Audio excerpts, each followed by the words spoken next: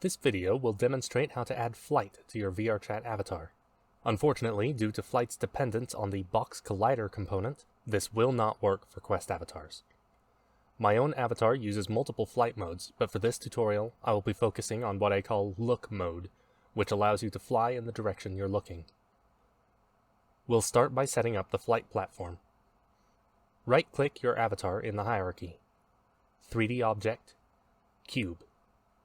This essentially creates a floor for you to walk on, which will follow you wherever you go, allowing you to walk on air. Click the cube. Rename it Flight Platform, or whatever else you'd like to name it. This step is only for making it more organized. In the Transform component, set its scale to 2 on the x-axis, 0.1 on the y-axis, and 3 on the z-axis. That takes care of the functional aspect of the flight platform. We also need to tackle the visuals. In the inspector, locate the mesh renderer. Click the 3 dots at the top right of the component. Remove component. Locate the cube mesh filter component. Remove that as well. By removing this component, you ensure that the flight platform is never drawn on screen, making it invisible. In the inspector, click Add Component. Search for and click Rotation Constraint. Under Sources, click the plus button to add a source. In the hierarchy, expand your avatar's armature until you reach the head bone. This will typically follow the order of armature, hips, spine, chest, neck, head, but your avatar may use different names or even a different armature structure altogether. Once the head is visible in the hierarchy, click the flight platform again. Drag the head from the armature in the hierarchy into the rotation constraint source field in the inspector. Click the Activate button. This locks the flight platform into pointing the same direction as the head, allowing you to control its tilt based on where your head is pointing. However, leaving the rotation constraint as is will result in wild spinning when tilting your head side to side. Let's fix that. Expand the constraint settings. Next to freeze rotation, deselect the Y and Z axes. This ensures that tilting your head side to side will not affect your flight. Lastly, turn off the flight platform object so that it isn't on by default. That's all you need for object setup. Now we have to put together the animation. Click the Project tab. Navigate to whatever folder houses your animations. This is purely for organizational purposes. If you don't mind the clutter, this could be placed in the main Assets folder if you want. Right-click in Unity's File Explorer. Create Animation. Name this animation Flight. Drag the flight animation onto your avatar in the hierarchy. Double-click the flight animation to bring up the animation window. If you haven't already, I recommend dragging the animation tab down next to the project and console tabs for ease of access. Click your avatar in the hierarchy to make it the focus of your animation window. Make sure the flight animation is selected in the animation drop-down list. Click the Record button at the top left of the animation window. Click the flight platform in the hierarchy. Activate the object. Click the Preview button to stop recording and stop previewing. That's all for the animation file.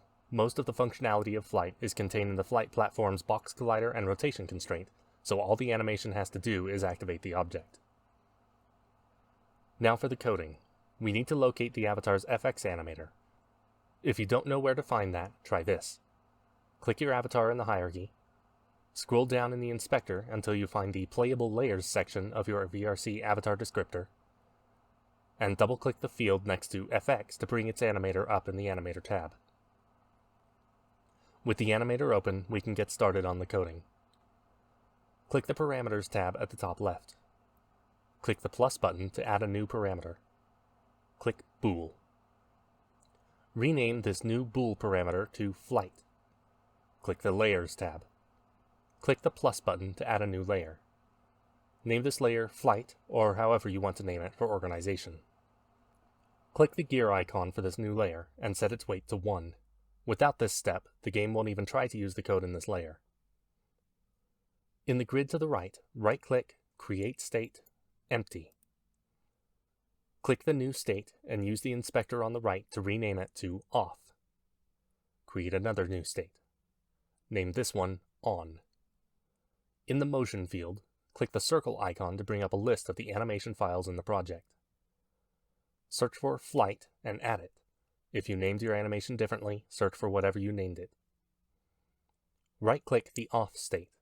Make transition to on. Do the same for on to off. Click the white arrow leading from off to on. Expand the settings.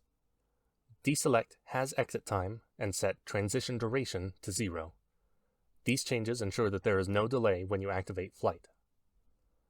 Under the Conditions box, click the plus button. Select Flight in the left drop-down menu. Make sure that True is selected for the right drop-down menu. At the top of the inspector, right-click the transition that says Off to On and copy transition parameters. We can paste these settings into the next transition to save some time. Back in the grid, click the arrow leading from On to Off. Right-click the transition in the inspector and select Paste Both. In the Conditions box, change True to False. That's all the animator stuff done. Now we just need to set up the menu and parameters and we'll be finished. We'll start with parameters. Click your avatar in the hierarchy. Scroll down to the Expressions subsection in the inspector. Double-click the field to the right of Parameters. Click the Add button. Change the new parameter's name to Flight. Set the type to Bool. Click your avatar in the hierarchy again. Scroll down to the Expressions subsection of the inspector. Double-click the field to the right of Menu. Click Add Control. Expand new control if needed. Rename this control to Flight. Set its type to Toggle using the drop-down menu.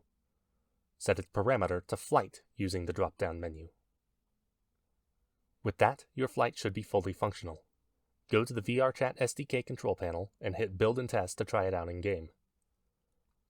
Once you turn on Flight, you'll need to jump to start flying, and move forward to fly where you're looking. Flight essentially involves walking on invisible terrain, so just move around the world as you usually would otherwise. Depending on the world's physics settings, you may be able to jump while looking downwards to catapult yourself forward at high speed, though since this is world dependent, it's not a guarantee. Enjoy your flight. If you want to make your flight feature more interesting with extra modes or particle effects, or want some other feature added, I do both commissions and tutoring. You can reach me via my Discord channel, which I've linked in this video's description, or contact me at toolboxmotley #0372.